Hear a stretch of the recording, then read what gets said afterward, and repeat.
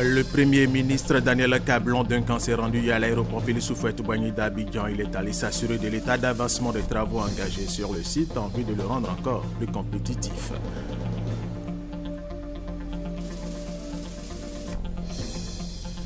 « 2016, c'est dans quelques heures. C'est la joie de retrouver cette nouvelle année chez les populations. Les préparatifs vont bon train pour faire la fête. On en parle dans cette édition.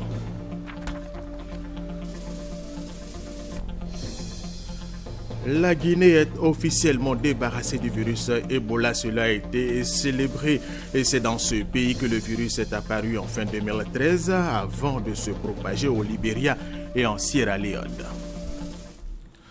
Mesdames et messieurs, bienvenue et merci de suivre ce dernier et 13 de l'année 2015 sur RTI 1 avec tous nos collaborateurs. Nous vous le disions à l'instant, le Premier ministre Daniel Cablon-Duncan s'est rendu à l'aéroport Félix Houphouët-Boigny d'Abidjan. Il est allé s'assurer de l'état d'avancement des travaux engagés sur le site en vue de le rendre encore plus compétitif. Coût des travaux, 40 milliards de francs CFA. Alexis Ouedraogo. Un passager particulier ce mercredi dans les couloirs de l'aéroport Félix Houphouët-Boigny. Daniel Cablon-Duncan, le chef du gouvernement, observe, critique et pose des questions. L'aéroport d'Abidjan est en chantier depuis mars 2013. Objectif, en faire un aéroport ultramoderne.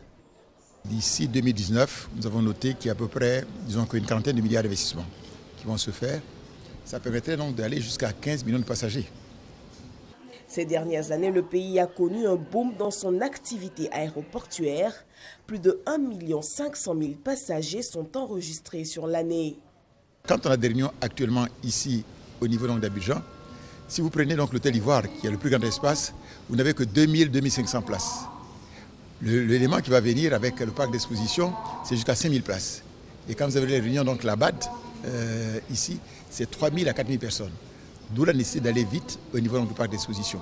Donc l'aéroport d'Abidjan va bouger. L'aérogare du fret a toutefois pris du retard dans ses délais de livraison. Sa modernisation et son extension devraient permettre d'offrir un service de qualité qui traitera plus de 500 000 tonnes de fret par année sur environ 15 000 mètres carrés. C'est un chantier actuellement de l'ordre de 24 milliards de francs CFA et 7 milliards pour la contrepartie ivoirienne. 2 milliards ont été déjà dégagés pour l'État de Côte d'Ivoire. Donc le reste des 5 milliards sont dégagés à la mi-janvier 2016. Donc les travaux vont repartir et finir donc cet élément qui est important. Déjà les passagers, eux, peuvent savourer le confort de l'aéroport. Alexis Ouedraogo, le ministre d'État, ministre de l'Intérieur et de la Sécurité, Ahmed Bakayoko, a fait le tour du dispositif sécuritaire déployé dans le district d'Abidjan pour la fête de la Saint-Sylvestre. Objectif, s'assurer qu'il n'y aura pas de faille quant à la sécurisation des populations à Boussadogo. S'assurer que toutes les dispositions ont été prises pour permettre aux populations de passer des fêtes de fin d'année dans la quiétude et la sécurité. C'est le sens de la visite de terrain du ministre d'État, ministre de l'Intérieur et de la Sécurité Ahmed Bakayoko sur les sites de sécurisation. Première étape, le centre de coordination des décisions opérationnelles CCDO pour s'imprégner du dispositif mis en place et à encourager l'unité mixte pour le travail au quotidien. Les moments que nous vivons maintenant, qui sont les célébrations des fêtes de fin d'année, sont toujours des grands moments d'angoisse pour les responsables de sécurité et de santé. L'année dernière, les choses sont très bien passées. Je souhaite que nous puissions demeurer vigilants pour que les choses se passent encore mieux.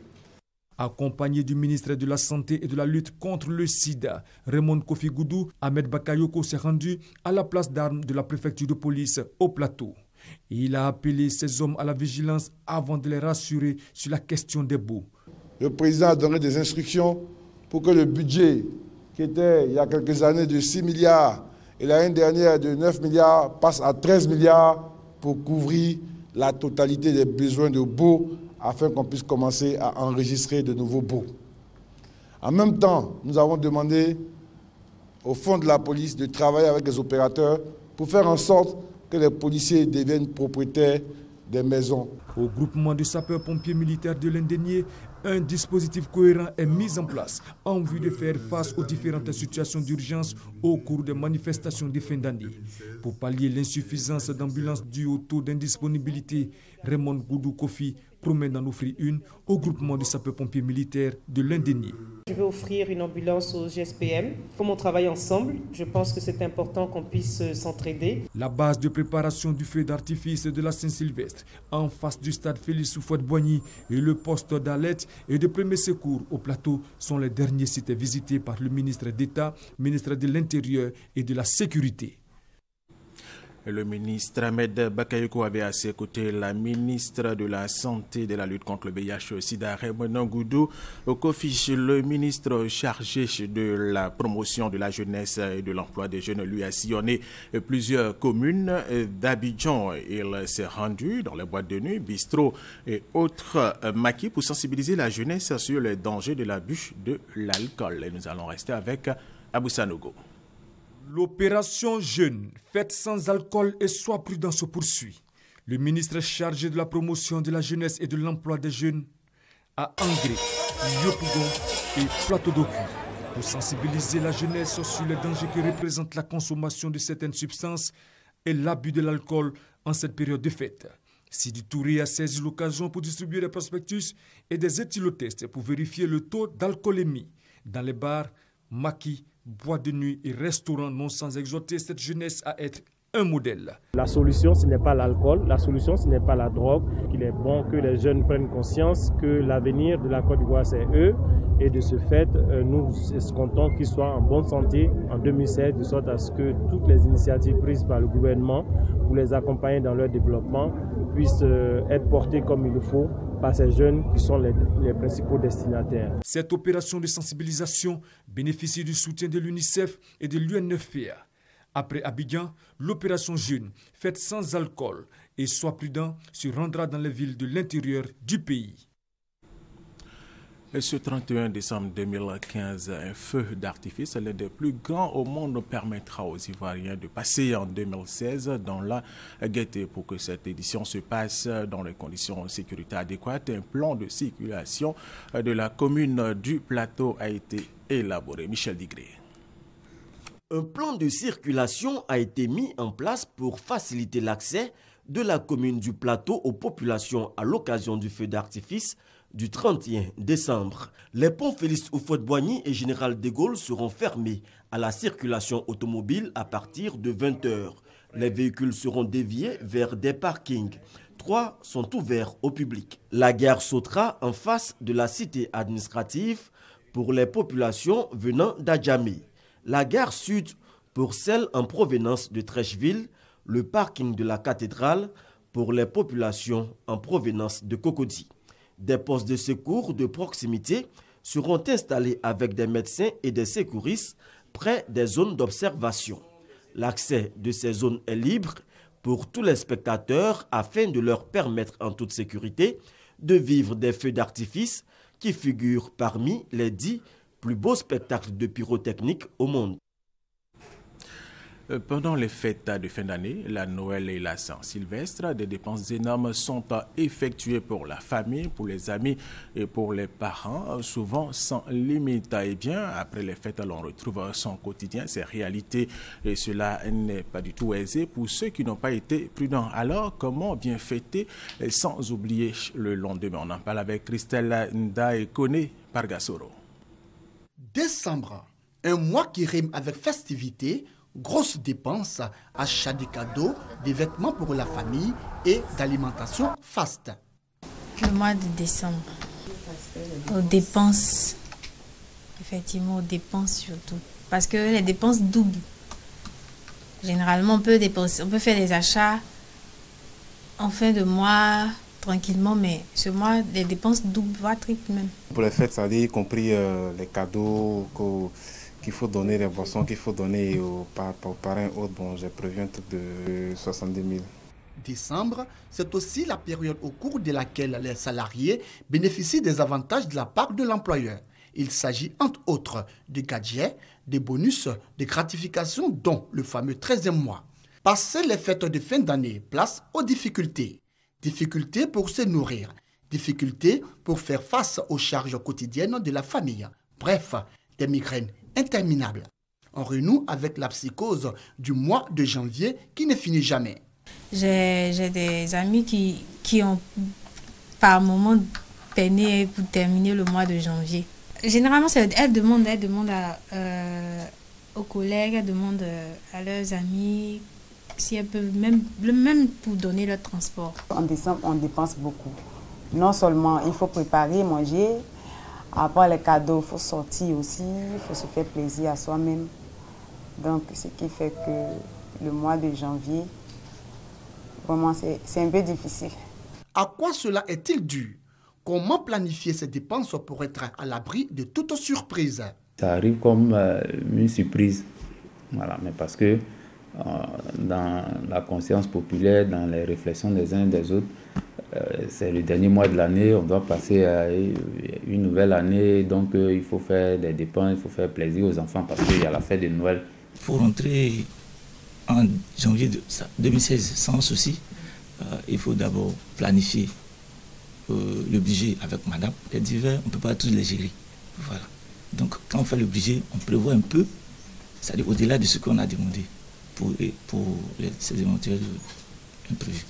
Les fêtes de Maoulid et de Noël célébrées les 24 et 25 décembre 2015 ont occasionné des dépenses. À cela s'ajoute le nombreux jours fériés en l'espace d'une semaine. Certains en ont profité pour voyager, d'autres des journées non-stop d'ambiance dans les maquis et bars. La fête de la Saint-Sylvestre avance également à grands pas avec son corollaire de surprises et de dépenses. Des moments de plaisir et de grandes dépenses certes, mais il convient de bien planifier son budget afin d'aborder janvier 2016 dans le sourire. Alors justement, pendant ces fêtes de fin d'année, les populations se font plaisir en consommant des repas qui ne sont pas inscrits au menu régulièrement. Et pour accompagner ces repas, il y a le vin avec des prix qui ont bien varié en cette période de fête. Éric Goré, constat. Le vin au cœur de la Saint-Sylvestre. Le vin, une boisson qui rime souvent avec les fêtes de fin d'année. Conscients de cela, les propriétaires et tenanciers de caves ont sélectionné les meilleurs crus. Les choix varient selon les prix et les goûts. Il y en a tellement. Les vins, il y en a tellement. Vous commencez par les petits Bordeaux. Vous avez les Bordeaux Saint-Émilion, Médoc, Haut-Médoc. Et maintenant, vous avez les gammes de Bordeaux, Bordeaux supérieur. Il y a toutes sortes. Voilà. En fait, il a dit l'essentiel. Et pour permettre aux consommateurs de conserver le précieux liquide, des coffrets existent et donnent au vin toute sa valeur. Acheter du vin et le boire, c'est très simple. Mais comment le transporter du magasin jusqu'à domicile, ça c'est une autre histoire, c'est notre rêve. Et c'est ce rêve-là qu'on est en train d'essayer de partager avec les Ivoiriens. Pour certains consommateurs, le vin contribue à maintenir la santé grâce à la bonne digestion qu'elle assure. Le vin, c'est un élément nutritif, surtout le vin rouge. Donc moi, je le consomme tous les jours. Ouais. Bien entendu, c'est bon pour la réduction du taux de cholestérol et puis aussi le taux de sucre dans le sang. Ouais, c'est un moyen digestif aussi. De la famille où je viens, bon, il y a une qualité et un respect pour le vin qui signifie la classe.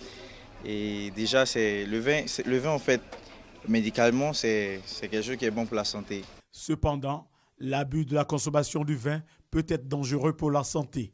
À consommer donc avec modération. Abidjan, perle des lagunes, est devenue la perle des lumières depuis 4 ans, surtout en fin d'année. L'illumination du district d'Abidjan attire du beau monde. Des jeunes profitent bien de cette attraction pour faire quelques affaires, nous dit Kwasi Mamadou. Le projet d'illumination de grande envergure, lancé en 2011 par le conseil du district autonome d'Abidjan, fait son petit bonhomme de chemin et attire de plus en plus la curiosité des Abidjanais et des touristes. On a vu les trucs à la télé, donc j'ai dit, bon, il faut qu'on vienne ce soir pour venir voir comment le plateau se trouve. Moi, je suis venu, c'est parfait, c'est trop joli. Cette présence massive des populations autour de l'illumination d'Abidjan est également source de gains pour les transporteurs, surtout les chauffeurs de taxi. Actuellement, là même, ça fait au moins 4 fois aujourd'hui, je viens ici. Quand tu travailles la main, on voit la sécurité en ville. Tout ça fait plaisir que nous, on est contents pour travailler même. Aux côtés des transporteurs, de nombreux photographes sont installés autour de cette illumination pour immortaliser le passage des visiteurs. La prise et le tirage d'une carte photo revient à 1000 francs CFA. On a constaté que depuis que le sapin de Noël a été établi, on arrive à prendre des photos, on arrive à avoir un peu de quoi. Minimum au moins 40 photos par jour. Au parc Brézol, appelé communément Jardin public du Plateau, la fondation Children of Africa de Mme Dominique Ouattara, première dame de Côte d'Ivoire, a offert un espace de jeu au tout petit. Dans cet espace, plusieurs activités économiques s'y développent. Tout est gratuit sur l'île Enchantée. À l'île Enchantée, on a le train magique qui est totalement gratuit. Nous avons les châteaux gonflables, nous avons des attractions de foire avec également des balançoires, des toboggans, nous avons le football, nous avons le basket. François Crédit, fonctionnaire intervenant dans le domaine de la pâtisserie, utilise ses temps perdus pour rendre heureux les nombreux enfants qui visitent ce lieu en leur proposant des pop-corn et autres produits. Comme on peut le constater, au-delà de l'aspect créatif de l'illumination du district autonome d'Abidjan, c'est une bonne occasion pour certaines activités. 2016, c'est dans quelques heures. C'est la joie de retrouver cette nouvelle année chez les populations, mais une nouvelle année qui, pour les uns et les autres, doit être abordée avec beaucoup de spiritualité. Patricia Omouetia. Chaque nouvelle année est porteuse de nouveaux espoirs, de nouvelles résolutions et de prises de décisions importantes. Pour l'année 2016, nous aspirons à une année favorable et pleine de bonheur. Le spiritualiste et fondateur du Club de la pensée positive soutient aussi cette attente. Cependant, il est précieux selon lui d'observer la période de purification. La période se situe entre le 25 décembre et le 11 janvier. Parce que c'est le 11 janvier que la nouvelle lune va sortir. La nouvelle lune de l'année va sortir le 11 janvier. Donc toute cette période, du 25 décembre au 11 janvier, est une période de purification où on doit beaucoup prier pour se purifier, où on doit beaucoup faire des bains pour se nettoyer et pouvoir se préparer à la reprise de la nouvelle année. Des guides religieux ont un autre regard sur la façon d'aborder la nouvelle année. En même temps que nous étions encore en train, sinon de réfléchir, de méditer, de prier, nos frères et sœurs chrétiens célébraient un autre événement, la naissance de Jésus. Cette coïncidence de très grande spiritualité, de fraternité dans la foi et de tolérance, je dirais, de paix, doit avoir pour conséquence le bonheur de ceux qui observent et qui continueront d'observer ces valeurs que nous avons vécues cette fin d'année. Pour rentrer dans cette grande année 2016, nous devons prendre conscience, une conscience qui appelle à poser des actes. Aider les pauvres, voir les malades, porter secours à quelqu'un qui n'a rien à manger. Je voudrais inviter les Ivoiriens à prier que le règne de Dieu vienne surtout dans la nation, que le règne de Dieu vienne dans le cœur des Ivoiriens et des Ivoiriennes. Or, le règne de Dieu, c'est la justice, c'est la paix, c'est l'amour, c'est le pardon, c'est l'acceptation de tous. Quoi qu'il en soit, tout le monde aspire au bonheur, même si les démarches diffèrent pour l'atteindre. L'essentiel, c'est d'avoir l'équilibre nécessaire pour une vie harmonieuse. Nous vous proposons ce communiqué avant de poursuivre cette édition. Le ministre d'État, ministre de l'Emploi, des Affaires sociales et de la formation professionnelle communique. Le vendredi 1er janvier 2016, fête du Nouvel An est déclarée jour férié et chômé sur toute l'étendue du territoire national. Communiqué signé Moussa Dosso. Et puis, sachez que le traditionnel discours du président de la République, Alassane Ouattara, à la nation est attendu ce soir à 20h. Autre information, 4 projets de loi ont été adoptés en plénière par les députés ivoiriens. Il s'agit entre autres de la loi portant sur le programme national de développement 2016-2020, de la loi portant organisation du crédit bail, de 2 lois votées pour améliorer l'environnement des affaires en Côte d'Ivoire. Toutes ces lois sont adoptée dans le cadre de la 4e session extraordinaire 2015 ouverte le 18 décembre dernier et qui va s'achever le 11 janvier prochain.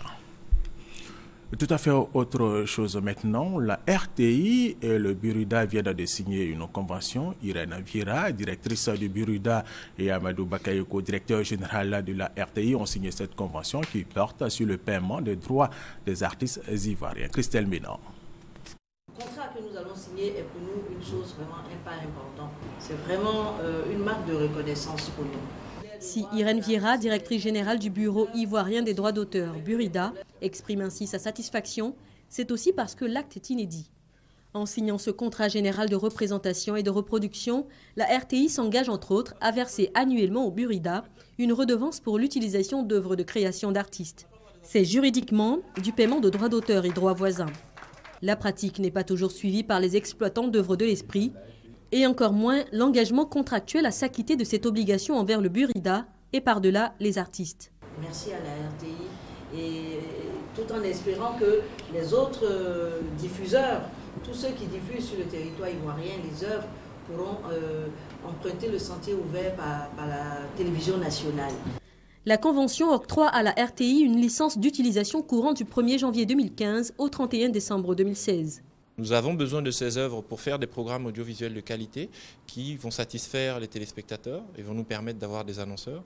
Eh bien, il est normal qu'en face de ça, il y ait des artistes qui puissent avoir un retour, en plus de ce que nous payons déjà en direct pour la production de leurs œuvres ou pour leurs prestations, que ces droits d'auteur, ces droits voisins soient complètement respectés. Donc nous sommes dans un fonctionnement maintenant qui est à 100% conforme aux standards internationaux. Nous sommes vraiment satisfaits en tant que maison commune de tous les Ivoiriens et en plus de tous les artistes de pouvoir nous conformer à toutes ces règles pour le bien-être des artistes et bien entendu pour le développement de la RTI.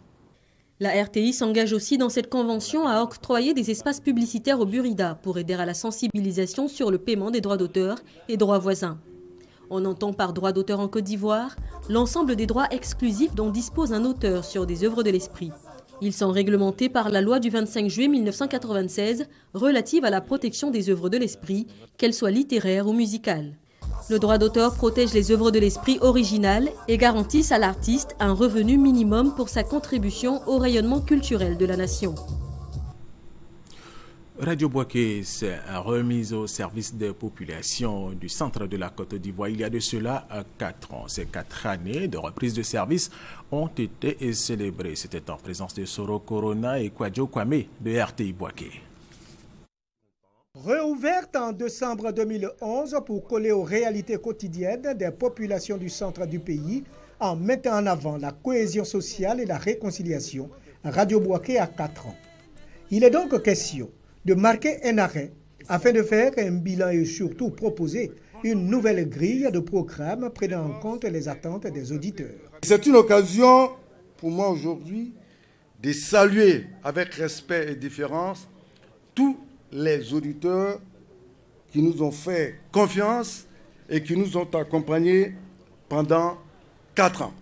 Double cérémonie au cours de laquelle la direction générale de la RTI a salué l'immense travail de Radio Boaké pour maintenir la flamme de la cohésion sociale. Denis Mersan a engagé le personnel de Radio Boaké à faire de ce média d'État un outil de développement.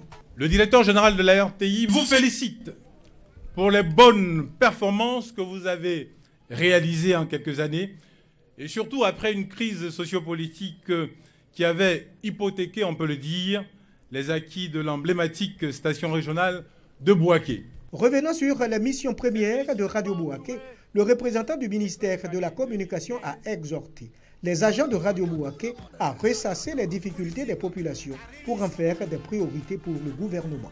Grâce à Radio Boaké, nos populations sont mieux informées désormais sur la vie de la nation et, par la même occasion, le gouvernement connaît davantage les difficultés des habitants des hameaux les plus reculés.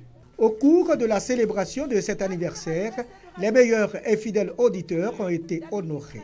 Radio Boaké 98.6 FM, c'est désormais plus d'une quinzaine d'émissions et magazines pour arroser les régions de Boaké, de Lifou, du Yambol et du Bélier. Autre sujet, rendons-nous dans la région du Bunkani où 269 projets ont été financés lundi dernier. Cette opération vise à aider les jeunes de cette région qui pourront créer des activités génératrices de revenus. Les secteurs concernés, selon notre reporter Kwasi Mamadou, sont le commerce, l'élevage et l'artisanat. 269 projets financés au profit des jeunes de la région du Bunkani. Regroupés en coopératives, ces jeunes ont reçu 13 chèques, le tout d'un montant global de 95 millions de francs CFA. Cette action s'inscrit dans le cadre de l'opération Agir pour les jeunes, lancée par le président de la République, Alassane Ouattara, au profit de la jeunesse ivoirienne. L'initiative du ministère en charge de la jeunesse et de la promotion de l'emploi jeune vise à permettre aux jeunes de cette région du nord-est de la Côte d'Ivoire de créer des micro-entreprises dans différents secteurs d'activité, notamment le commerce, l'élevage, l'artisanat et l'agro-pastoral. Ça représente beaucoup. Ils nous ont vraiment aidés parce qu'on avait vraiment besoin de ça. Nous remercions beaucoup le président d'avoir pensé à la jeunesse de Bouna. Il y a des renforcements de capacités, il va nous donner des idées, il va nous former et on saura comment gérer. Parce qu'on a conscience que cet argent doit aider d'autres personnes encore à faire comme nous. Représentant le ministre Sidi Touré, la ministre chargée de l'économie et des finances par ailleurs cadre de la région, invite les bénéficiaires à être des modèles tout en remboursant les montants dans les délais indiqués. Pour Kaba Néalé, seul l'auto-emploi pourra permettre à la jeunesse du Bunkani d'être autonome. Inviter encore une fois de plus la jeunesse du Bunkani à accorder tout le sérieux nécessaire aux activités d'abord de formation pour commencer les projets. Parce que l'objectif du projet, c'est de faire en sorte que lorsqu'ils commencent, dans quelques années, ils puissent sortir de l'informel pour être de vrais entrepreneurs. Les responsables du ministère en charge de la jeunesse et de la promotion de l'emploi jeune ont assuré aux jeunes de la région du Bunkani la disponibilité du gouvernement à financer tous les projets jeunes. Pour cette première phase, ce sont des jeunes des départements de Bouna, de Doropo, de Nassian et de Téini qui sont pris en compte. Et nous vous proposons cet autre communiqué pour le respect de la tranquillité publique pendant les fêtes de fin d'année et du Nouvel An. Le ministre d'État, ministre de l'Intérieur et de la Sécurité, a pris un arrêté qui interdit l'usage de pétards et autres substances explosives du genre sur toute l'étendue du territoire national pour la période allant du mardi 1er décembre au dimanche 31 janvier 2016. Inclut l'usage de feux d'artifice est également interdit sur toute l'étendue du territoire national pour la période allant du mardi 1er décembre au dimanche 31 janvier 2016, inclus sauf dérogation accordée par arrêté du ministre d'État, ministre de l'Intérieur et de la Sécurité, Ahmed Bakayoko. Les contrevenants aux dispositions du présent arrêté s'exposent aux sanctions prévues par les lois et règlements en vigueur.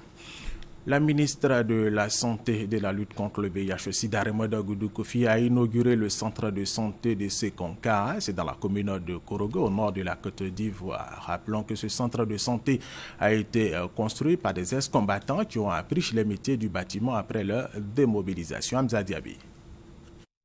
Composé d'un dispensaire, d'une maternité et de 2 logements du personnel, ce centre de santé a été construit dans le cadre du processus DDR des ex-combattants. Formés au métier du bâtiment après leur démobilisation, 53 d'entre eux ont entièrement construit ce centre de santé qui fait aujourd'hui la fierté de Sekonka. Le centre de santé que nous allons inaugurer ce matin s'inscrit parfaitement dans la vision du président de la République de rapprocher les établissements de soins des populations sur toute l'étendue du territoire. Aujourd'hui, grâce aux efforts du gouvernement et des différentes contributions de tous nos partenaires, la proportion de la population vivant à moins de 5 km d'un centre de santé est passée de 44% en 2012 à plus de 70% en ce moment en 2015. Raymond Goudou Kofi en a profité pour annoncer une campagne de vaccination contre la méningite dans les jours qui viennent.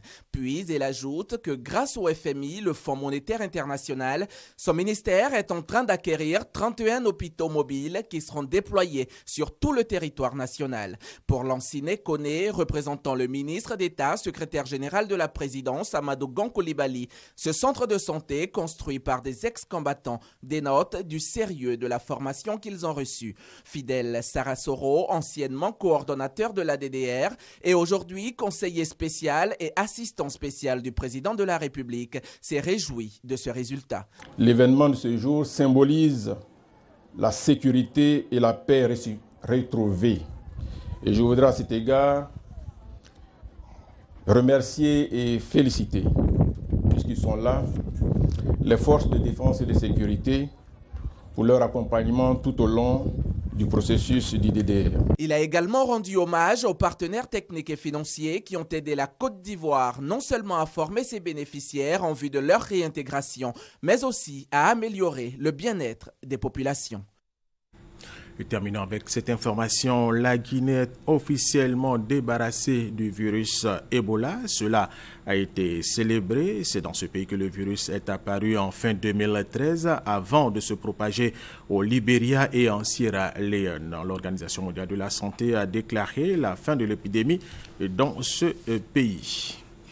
Et c'est la fin de cette édition. Merci de l'avoir suivi. Bonne fête de la Saint-Sylvestre. Beaucoup de prudence et surtout restez avec nous sur RTI1.